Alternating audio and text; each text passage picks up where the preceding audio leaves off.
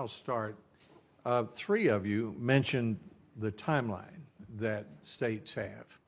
And Senator Murray and I have both asked Secretary King about it.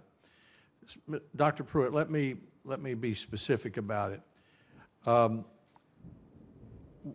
Would it make sense to you that Kentucky could develop its new accountability system during the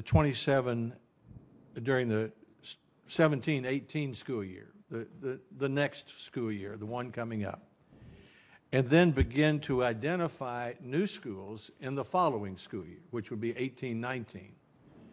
And in the meantime, you would continue to support and work with those schools that are in trouble that you've already identified. Is that what I understand you to say would be a solution to a sensible way to go?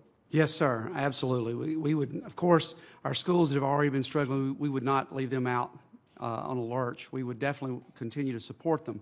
But what giving us that extra time would do is, first of all, it would give us more time to really engage our stakeholders to ensure that we actually have buy-in on the system. For me, a big part of this, of our new accountability system has to be built on more trust between the state and local levels. And would it be helpful if Secretary King did agree with that schedule? Would it be helpful if he announced that soon so you could make your plans according to that schedule? Absolutely, it would. In Kentucky, we have to start our regulatory process actually in January for us to have it through all of our systems to submit to this USAID.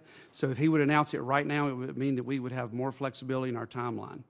And I believe we could do a better job. Dr. Plotnick, you're a superintendent. Does that make sense to you? It absolutely does make sense. And another concern that we have is, in order to really get the voices of all the stakeholders in a large state, that does mean going out there, bringing all that information in. We need that time to do research. Because we were locked into that compliance with No Child Left Behind, we didn't necessarily have the opportunity to look at those multiple indicators that would make sense. We need that time because we need to make good decisions. My concern is if we start using some of that data and labeling these schools, and then we tweak the system, we really are losing trust from the stakeholders, because even though you might have that same summative A through F label, you've changed components. And so that A school really isn't an apple-to-apple comparison the next year when you label it A or F or whatever other label you do. Let me move on. I've just got a couple of minutes left. Dr.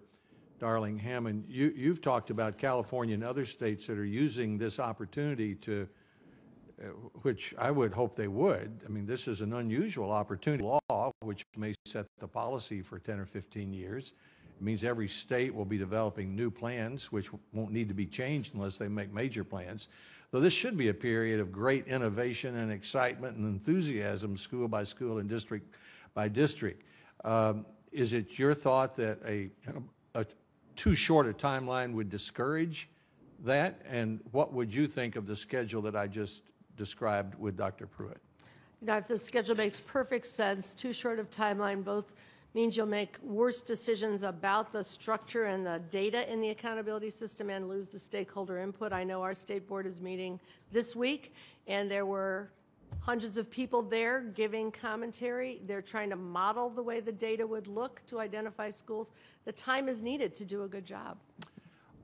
Well, it is my hope that Secretary King will announce before long that it would be appropriate under the new law, because it was my intention, at least, and I think that of many of us, that states would create their accountability systems in the school year coming up, keep working with the already identified schools, but then begin to implement the new system in the following year.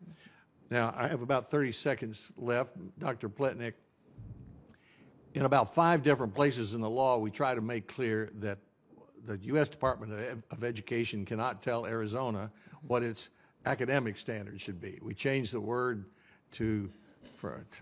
from demonstrate to assure. We put specific prohibitions in the law.